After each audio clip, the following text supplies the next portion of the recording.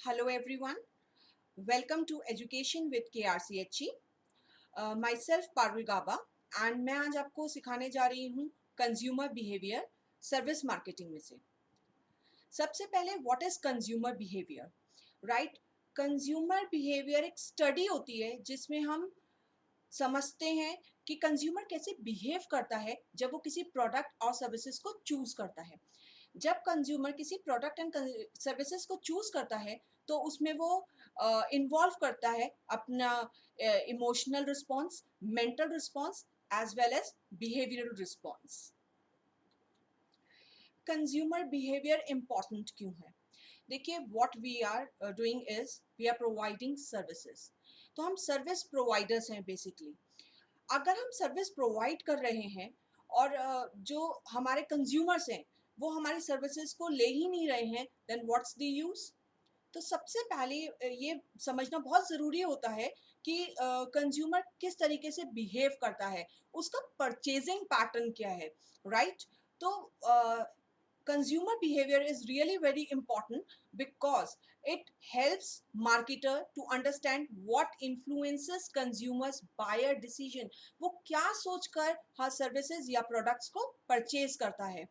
अगर कोई भी मार्केटर ये समझ जाता है कि बायर का बिहेवियर क्या है तो वो कहीं ना कहीं बहुत सक्सेसफुल हो जाता है और उसको लगता है कि वो बहुत टाइम तक मार्केट में सस्टेन कर पाएगा, क्योंकि हर मार्केटर यही चाहता है कि उसके क्लाइंट्स जो हैं वो ज़्यादा से ज़्यादा उसके पास आएँ और उनके जितना भी उन्होंने रिसर्च एंड डेवलपमेंट करी है वो कन्वर्ट हो जाए उन क्लाइंट्स में जो उनसे गुड्स एंड सर्विसेज परचेज करें। तो क्लाइंट का आना मार्केटर के लिए या सर्विस प्रोवाइडर के लिए बहुत ही ज़्यादा इम्पोर्टेंट होता है।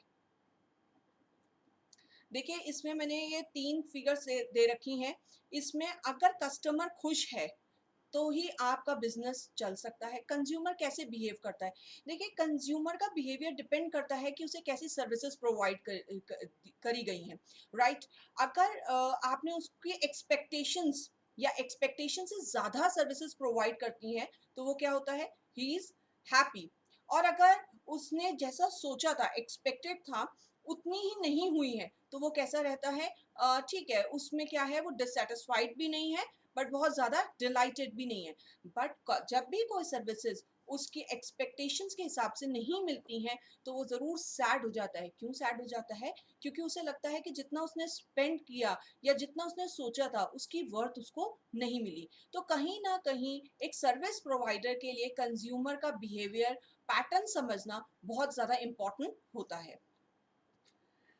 अगर हम कंज्यूमर, मैं आपको एक एग्जांपल लेती हूँ। अगर मैं कहीं पर एक रेस्टोरेंट खोलना चाहती हूँ तो मैं ऑब्वियसली सर्वे करूँगी। सर्वे इन द सेंस कि वहाँ पर कस्टमर्स आते हैं, कितनी फ्रीक्वेंटली वहाँ के लोग विजिट करते हैं, किस टाइप का फूड खाना चाहते हैं, साउथ इंडियन है, चाइनीज़ है, नॉर्थ इंडियन है। तो मेरे को उनका पैटर्न, उनके बिहेवियर का पैटर्न जो होता है वो एनालाइज करना ज़रूरी हो जाता है। क्योंकि अगर मैं एक सर्विस प्रोवाइडर हूँ, मेरे कंज्यूमर्स ही मेरे पास नहीं आ रहे तो मैं वहाँ पर बैठकर क्या करूँगी? तो इसका मतलब मेरी ऑर्गेनाइज़ेशन कभी ना कभी बंद हो जाएगी। तो मेरे लॉन्ग टर्म ऑब्जेक्टिव्स हैं। तो कंज्यूमर एनालिसिस करते वक़्त हमें क्या-क्या चीज़ों को ध्यान में रखना चाहिए, क्या एनालाइज़ करना चाहिए? सबसे पहले हमें एनालाइज़ करना चाहिए what consumer think and how they feel about various alternatives. Various alternatives में that is brands, products etcetera. हम जानते हैं कि अगर हम अ, शूज़ की बात करें तो उसमें ही आपके बहुत सारे वैराइटीज़ आ जाते हैं। For example Adidas, Reebok, Woodland. तो कंज्यूमर कौन-सा ब्रांड खरीदना पसंद करता है? कंज्यूमर कौन-सा प्रोडक्ट खरीदना पसंद करता है? और कौन से ऐसे फैक्टर्स हैं जो कंज्यूमर को इन्फ्लुएंस करते हैं वेरियस ऑप्शंस में से चूज़ करने के लिए? देखिए, अगर मेरे पास भी बहुत सारे अल्टरनेटिव्स होंगे तो मैं कौन से ब्रांड की तरफ लॉयल हूँ और क्यों? मेरे लिए ये जानना बहुत ज़रूरी है। Consumer behaviour while researching and shopping. जब भी हम शॉप करने जाते हैं, शॉपिंग के लिए जाते हैं, राइट, तो हम कहते हैं और वैरायटी दिखाइएगा, और कलर्स नहीं है, या फिर इसमें और कोई पैटर्न नहीं है। तो कंज्यूमर शॉपिंग करते वक्त क्या करता है, बहुत सारी रिसर्च करता है, या फिर वो सिंपली शॉपिंग कर लेता है। Then consumer house consumer environment, friends, family, media influences their behaviour. अगर हम कभी भी शॉपिंग के लिए जाते हैं ना, तो हम एक बार अपने फ्रेंड या फैमिली से ज़रूर पूछते हैं कि ये ठीक रहेगा। सपोज़ करिए मुझे एक फ़ोन ही लेना हो, तो मैं पूछ लेती हूँ कि आईफ़ोन बेटर है, सैमसंग का कौन-सा बेटर है, या वन प्लस बेटर है। तो कहीं न कहीं हम देखेंगे कि जो ह कंज़्यूमर का बिहेवियर होता है, उसमें उसके फ्रेंड्स, फैमिली, मीडिया, इन सब का बहुत रोल होता है। मीडिया कैसे? जैसे एडवर्टाइज़मेंट देखा कि ओले आपको 7 दिन में एक फेयरनेस स्किन देगी, रेडिएंट स्किन देगी। तो कहते हैं हम इन्फ्लुएंस हो जाते हैं, नेक्स्ट टाइम में हम मार्केट चले जाते हैं और पूछते हैं क्या ये ओला क्रीम अवेलेबल है। तो आप देखेंगे कि जो आसपास का एनवायरनमेंट है, क्या ये कंज्यूमर के बिहेवियर को इन्फ्लुएंस करता है। ये सारे हमको रिसर्च वर्क में देखना है, या फिर आप कह सकते हो कि एनालिसिस करते वक्त हमारे लिए ये पॉइंट्स को देखना बहुत ही इंपॉर्टेंट हो जाता है।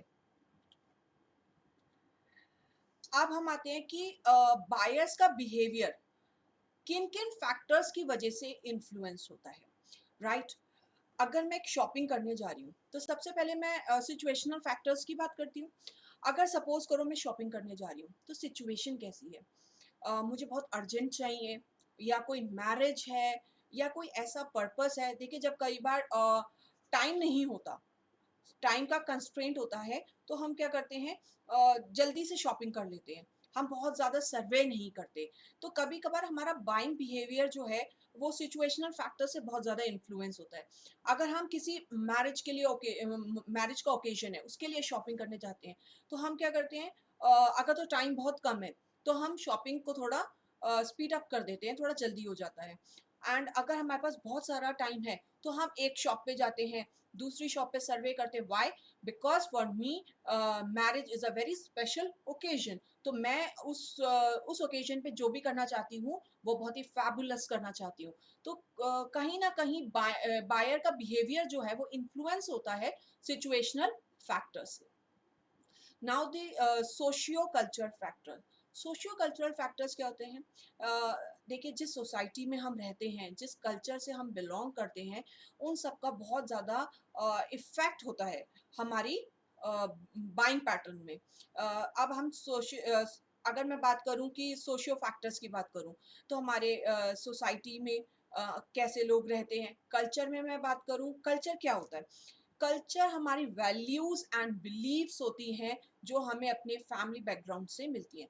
जैसे-जैसे हम बड़े होते चले जाते हैं, ये हमारे बिलीव्स, हमारी वैल्यूज़ और भी ज़्यादा स्ट्रॉन्ग होती जाती हैं। सपोज़ करिए अगर मैं मराठी हूँ, तो मैं उ उन चीज़ों की शॉपिंग ज़्यादा करूँगी, जो हमारे ट्रेडिशन में है, हमारे कस्टम में है, हमारी सोसाइटी में जैसा चल रहा है, हमारे आस-पास के लोगों में कैसा चल रहा है, तो वो सारी चीज़ें कहीं न कहीं मेरे बाइंग बिहेवियर को इफ़ेक्ट करेंगी। Then psychological factors. Psychological factors को हम जानते हैं, साइकोलॉजिकल फैक्टर्स मतलब जो हम सोच रहे होते हैं। इसमें क्या-क्या आता है? इसमें आपका लर्निंग आता है, आपका पर्सनैलिटी आती है, आपके एटीट्यूड आता है, और आपका मोटिवेशन आता है। राइट। लर्निंग लर्निंग का मतलब होता है जो हम एक्सपीरियंस से लर्न करते हैं। जैसे कि एक एग्जांपल ले लेते हैं, मैंने एक फ़ोन लिया और वो अच्छा नहीं चला, राइट। तो मेरे को एक्सपीरियंस से पता लग गया कि अब ये अच्छा नहीं है, तो मैं what I will do is कि मैं सेकंड टाइम पे दूसरा फ़ोन ट्राई करती हूँ, राइट। तो ये मुझे कैसे मिला? एक्सपीरियंस के थ्रू। और आपका और एग्जांपल ले लेते हैं, कई बार हम ऑनलाइन शॉपिंग करते हैं और लोगों का एक्सपीरियंस अच्छा नहीं होता, तो वो कहते हैं कि नेक्स्ट टाइम हम खुद ही स्टोर पे जाकर परचेज करेंगे। तो ये आप क्या कर रहे हैं? You are learning. लर्निंग मतलब आपने अपने एक्सपीरियंस के थ्रू ये चीज़ निकाली कि मुझे स्टोर पर जाना है, मैं सामने जाकर ही शॉपिंग करूँगा। देन आपका परसेप्शन आता है। परसेप्शन का मतलब होता है किसी भी चीज़ के बारे में आप इम्प्रेशन बनाते हो अपने माइंड में कि ये चीज़ मुझे करनी है या ये चीज़ मुझे नहीं खरीदनी। सपोज़ करो कि मुझे एडिडास के शूज़ खरीदने ही नहीं है क्योंकि मैंने एक इमेज बना रखी है कि Reebok is much more better than this brand, right? तो मैंने एक दिमाग में ये बात सोच रखी है, तो मेरा परसेप्शन क्या है, एक इमेज क्रिएट हो गई है कि मुझे ये काम नहीं करना। देन बहुत सारे फैक्टर्स होते हैं, जैसे कि मोटिवेशन। मोटिवेशन है क्या चीज़, मोटिवेट का मतलब होता है योर इनर डिज़ायर। ऐसी क्या डिज़ायर है, क्या इनर अर्ज है जो आपको मोटिवेट कर रही है ये चीज़ खरीदने के लिए या फिर ना खरीदने के लिए। फॉर एग्जाम्पल आईफोन, अगर मैं आईफोन खरीदना चाहती हूँ तो क्यों खरीदना चाहती हूँ या नहीं खरीदना चाहती हूँ, ऐसी कौन सी डिज़ायर है, ऐसा क्या अर्ज है, राइट? तो कौन सी ऐसी चीज़ें हैं जो मुझे इन्फ्लुएंस कर रही हैं। ये सारे जो फैक्टर्स होते हैं, इनका बहुत बड़ा इम्पैक्ट होता है, बहुत बड़ा रोल होता है बायर बिहेवियर को इन्फ्लुएंस करने के लिए। देन आपका एटीट्यूड भी एक साइकोलॉजिकल फैक्टर्स में आता है। Now what do you mean by attitude? Attitude का मतलब होता है किसी भी इमेज के बारे में राइट और रॉन्ग इंप्रेशन फॉर्म कर लेना, ये ठीक है, ये गलत है। तो ये सारी फैक्टर्स भी जो होते हैं ये बहुत सब ऑल टुगेदर अगर हम देखें तो इनका इन्फ्लुएंस हमारे बाइंग बिहेवियर में होता है।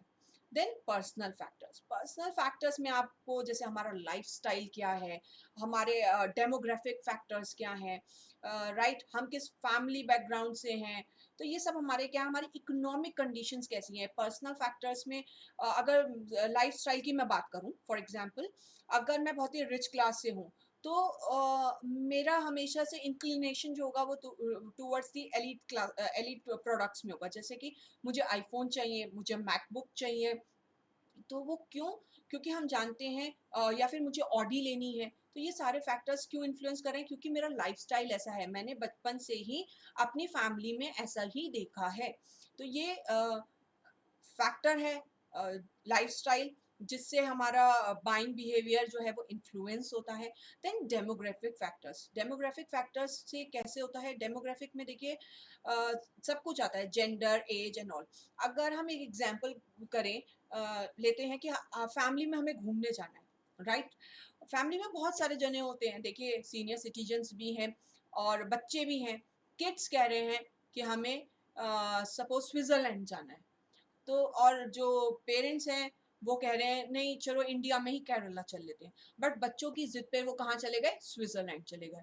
तो आप देखेंगे कि जो बच्चे हैं उन्होंने क्या करा, अपने पेरेंट्स का बिहेवियर था ना वो चेंज कर दिया।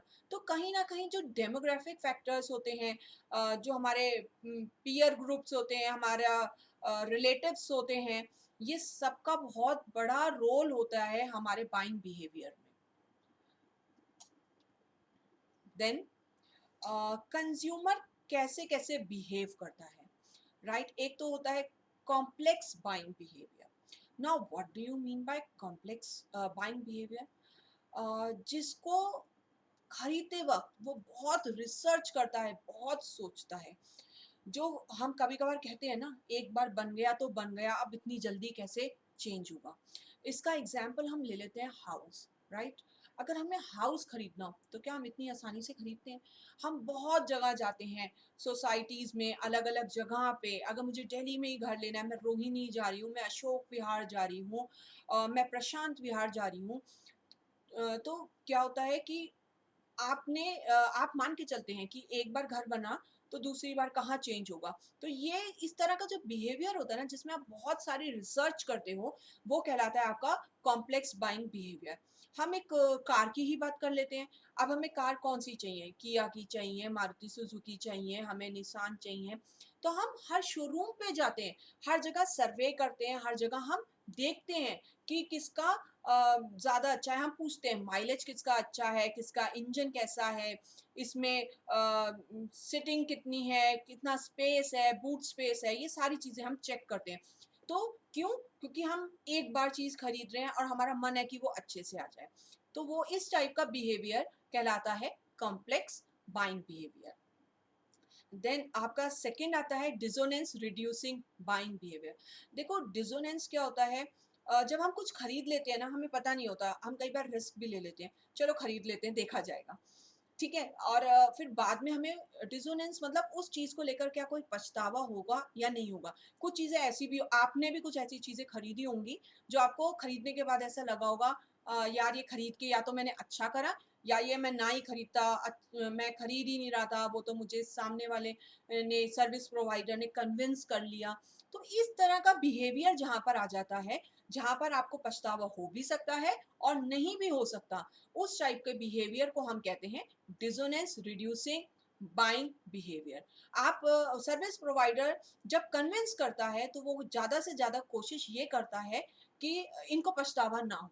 हम आपने कभी भी किसी शॉपकीपर के पास जाते हो तो आप बोलते हो ना कि ट्रैवल एंड टूर्स में से आप बताओ सर कौन सा पैकेज रहेगा।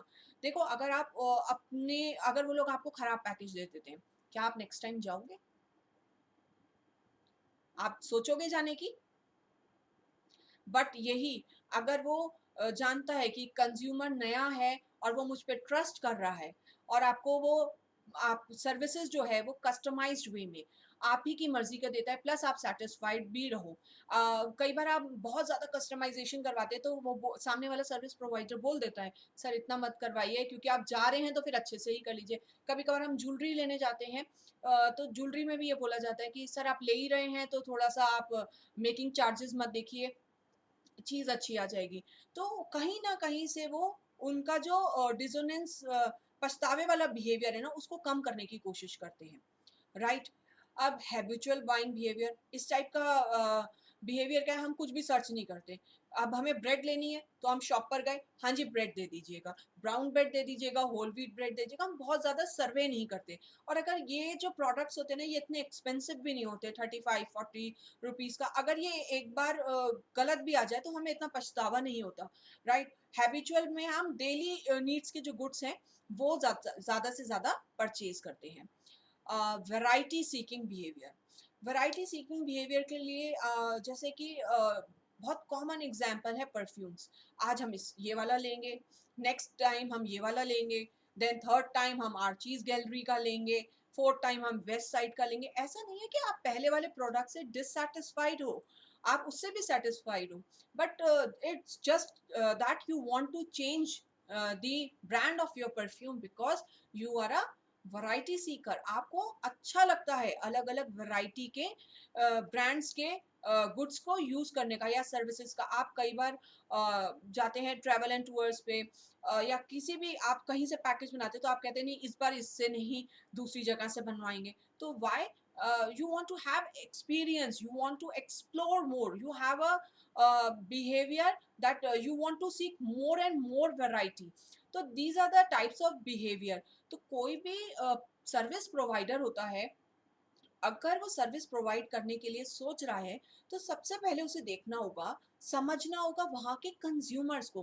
कंज्यूमर्स कैसे हैं, क्या क्या फैक्टर्स हैं जो इनके बाइंग बिहेवियर को इन्फ्लुएंस करते हैं।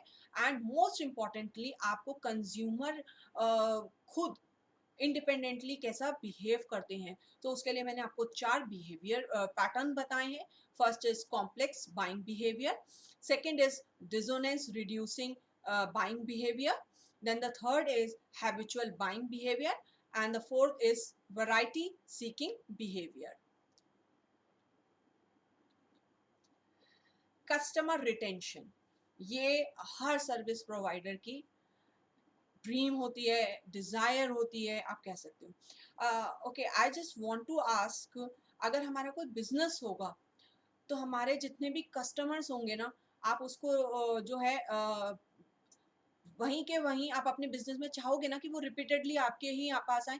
आपने बहुत सारे जनों को कहते हुए सुना होगा, मैं ये हमारे बहुत पुराने कस्टमर हैं, ये तो करीब 10 साल से आ रहे हैं। और आपने कंज्यूमर्स को भी कहते हुए सुना होगा, जब से ये शॉप खुली है ना मैं तब से यहीं से परचेज कर रहा हूँ और इसके अलावा मैं कहीं नहीं जाता। ऐसा क्यों? Why? Why they are buying from that place only? why they are not switching to other places? That is what is known as customer retention. Customer retention refers to a company's ability to turn customers into repeat buyers and prevent them from switching to a competitors। यही customer retention की खूबी है, आपकी organisation की खूबी है कि आप अपने कस्टमर्स को कहीं जाने नहीं देते हो, वो बार-बार आप ही की शॉप पर आते हैं और कभी भी किसी कॉम्पिटिटर्स की तरफ स्विच नहीं करते हैं। इट्स इंडिकेट, ये क्या बताता है कि your services are very good, your product you are offering is also very good. आपकी चीज़ें कस्टमर्स को डिलाइटेड करती हैं, प्लीज करती हैं। और हम जानते हैं कि कस्टमर रिटेंशन किसी भी सर्विस प्रोवाइडर्स या किसी कंपनीज के लिए लाइफ ब्लड होता है। आपको बहुत खुशी मिलती है जब बहुत से कस्टमर्स बार बार यहाँ पर आते हैं और आपको कहते हैं जी हमें इनके अलावा किसी पर विश्वास नहीं है।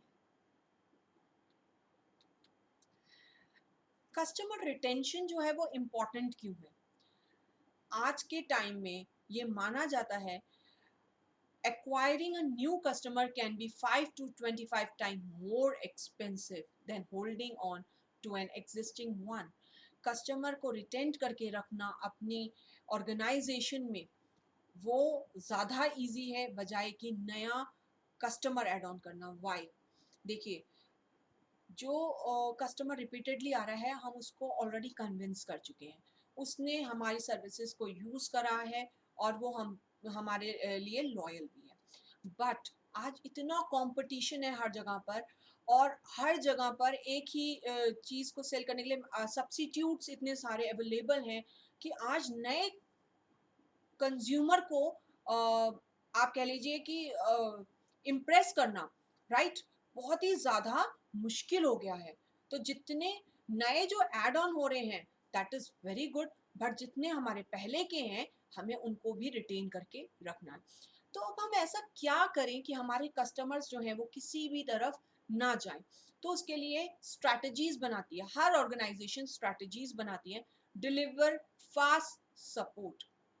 देखिए, अगर अमेज़न पे आप कोई चीज़ ऑर्डर करते हैं तो अगर मैंने जैसे ऑर्डर करा, राइट, और कुछ चीज़ जो है वो प्रोडक्ट जो है वो अप टू द मार्क नहीं आया, नेक्स्ट डे ही मैसेज आ गया कि आपका पिकअप आ रहा है, उसके नेक्स्ट डे ही आ गया आप एनईएफटी डिटेल्स भर दीजिए एंड शाम तक आपका मनी भी आ गया।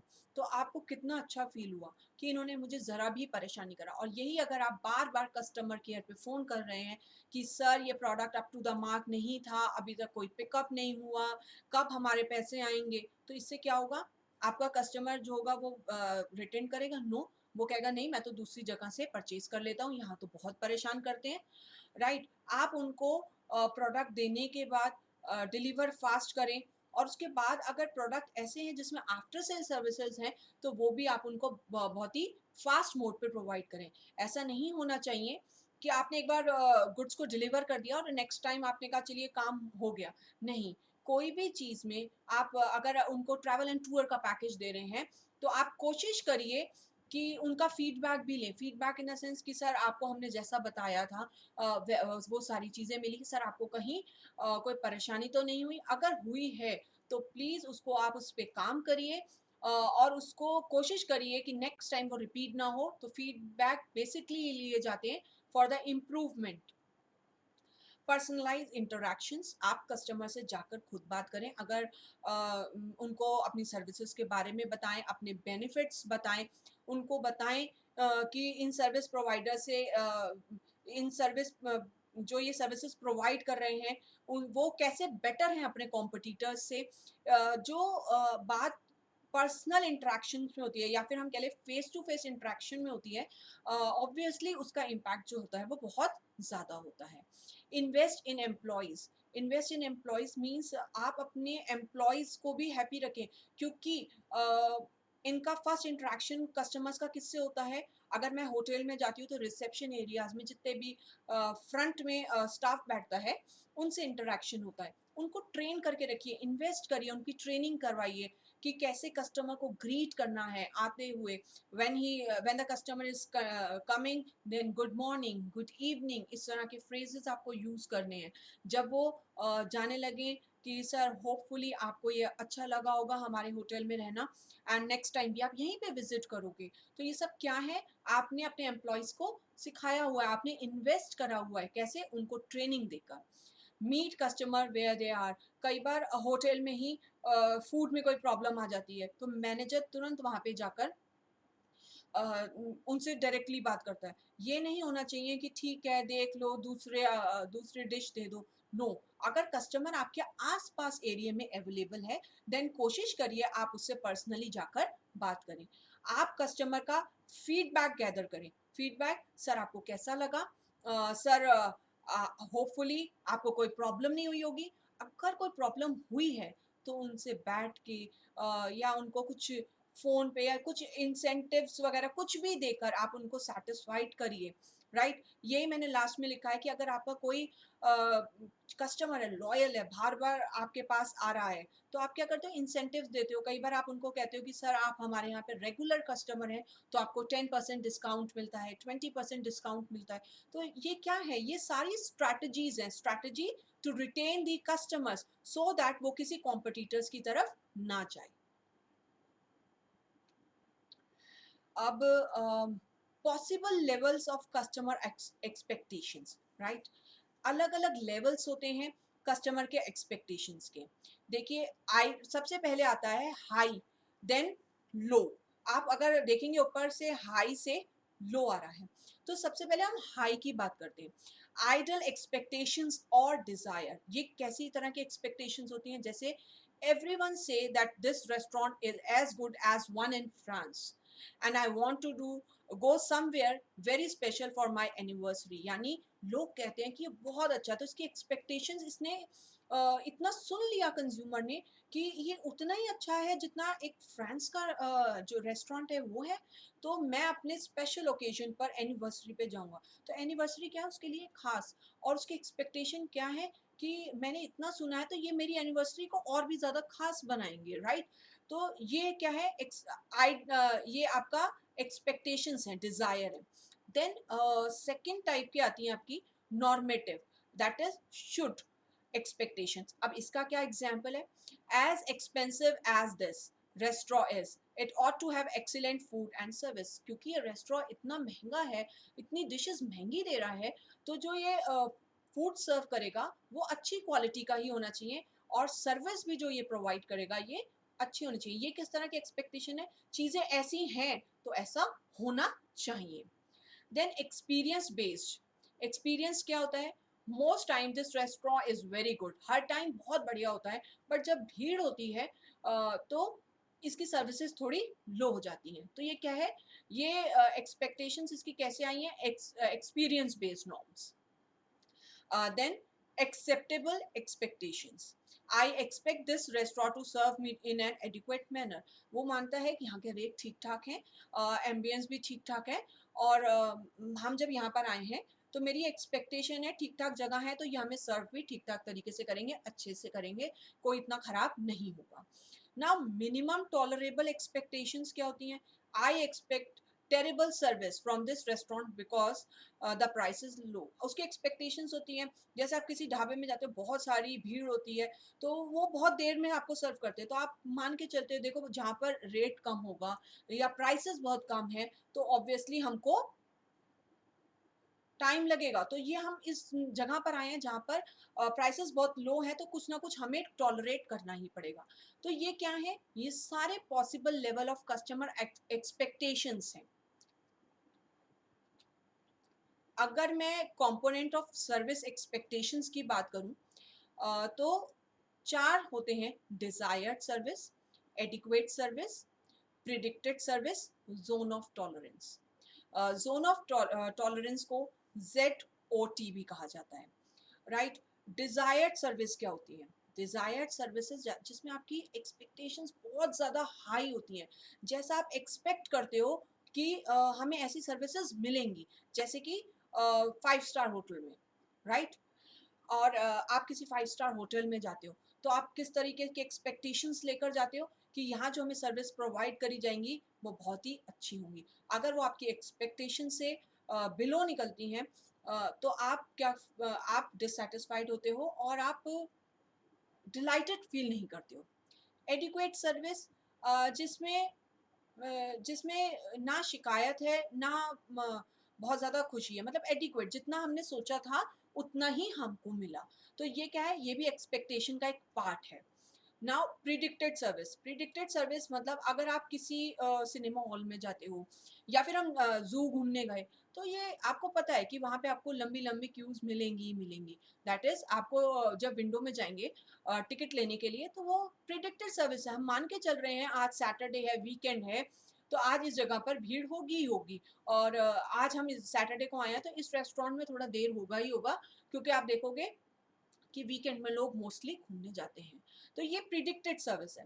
Now zone of tolerance, zone of tolerance क्या होता है? देखिए, जहाँ पर मैं जहाँ तक सह सकती हूँ। कई बार क्या होता है, आप किसी रेस्टोरेंट में जाते हो, हर बार बहुत ज़्यादा अच्छे से सर्व करा जाता है, अगर एक बार थोड़ा सा कम हो जाता है तो आप टॉलरेट कर लेते हो, कोई बात नहीं।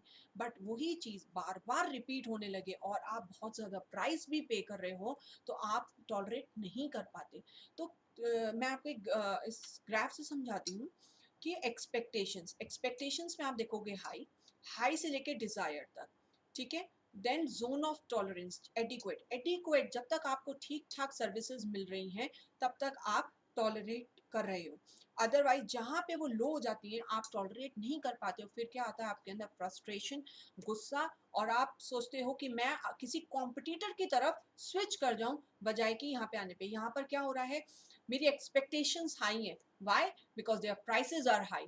बट ये डिजायर तो छोड़ो, एडिक्वेट सर्विसेज भी प्रोवाइड नहीं कर पा रही हैं, they are providing low services. तो कहीं ना कहीं जो जोन ऑफ टॉलरेंस आप देखोगे, ये जो ब्लैक कलर का है, इस जोन ऑफ टॉलरेंस को आप देखोगे, ये आगे जा चुका है, दैट इज ये लो की तरफ जा चुका है। So this was all about ZOT, that is zero zone of tolerance, sorry. Then three stage model. Consumer जब भी कोई चीज़ परचेज करता है, तो ये थ्री जो स्टेजेस होती हैं उसको ज़रूर क्रॉस करता है। Like first stage is pre purchase, second is service encounter, and the third one is post purchase. Now what is pre purchase? Pre purchase में कंज्यूमर देखता है कि क्या उसकी रिक्वायरमेंट्स हैं, क्या उसकी नीड्स हैं। जब एक बार, इसको हम प्रॉब्लम रिकॉग्निशन भी कहते हैं, जब उसको पता लग जाता है कि एक बार हमें क्या चीज़ खरीदनी है, तो वो सर्वे करना शुरू कर देता है, मार्केट में इंफॉर्मेशन गैदर करना शुरू कर देता है कि कौन सी चीज़ किस ब्रांड की बेस्ट है। वो बहुत सारे ऑल्टरनेटिव्स को सर्च करता है, जिसमें रिस्क कितनी है, उसकी एक्सपेक्टेशंस कितनी है, प्राइस कैसे हैं, बहुत सारे वेरिएबल्स जो हैं वो उनके देखकर सर्च करता है। जब ये सारी चीज़ें करने के बाद वो एक डिसीजन लेता है कि उसको ये चीज़ परचेज करनी है, सर्विसेज या प्रोडक्ट, और वो किस ब्रांड का करना है। यानी कि इस स्टेज पर वो सर्च करने के बाद उसमें वो डिसीजन ले लेता है कि उसको किस ब्रांड का या किस प्राइस पर सर्विसेज या प्रोडक्ट को परचेज करना है। सेकेंड स्टेज आपकी आती है हाई कॉन्टैक्ट सर्विसेज की एंड लो कॉन्टैक्ट सर्विसेज की, राइट। ये स्टेज कौन सी है?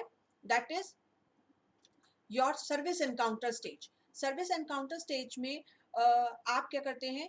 एक तो ऐसी सर्विसेज होती हैं जिसमें कस्टमर सर्विस प्रोवाइडर से बहुत ही फ्रीक्वेंटली मिलता है, तो वो कहते हैं हाई कॉन्टैक्ट सर्विसेज। जैसे कि अगर मुझे डेंटिस्ट के पास जाना है तो मुझे खुद से जाना होगा, इसमें क्या है, इंडिविजुअल और सर्विस प्रोवाइडर दोनों फेस टू फेस कॉन्टैक्ट करते हैं, राइट। ऐसी बहुत सारी सर्विसेज हैं जिसमें हमें डायरेक्टली सर्विस प्रोवाइडर को जाना होता है। इस टाइप की सर्विसेज को हम कहते हैं हाई कॉन्टैक्ट सर्विसेज। देन दी लो कॉन्टैक्ट सर्विसेज। लो कॉन्टैक्ट सर्विसेज होते हैं जिसमें हम सर्विस प्रोवाइडर के कॉन्टैक्ट में बहुत ज़्यादा नहीं आते।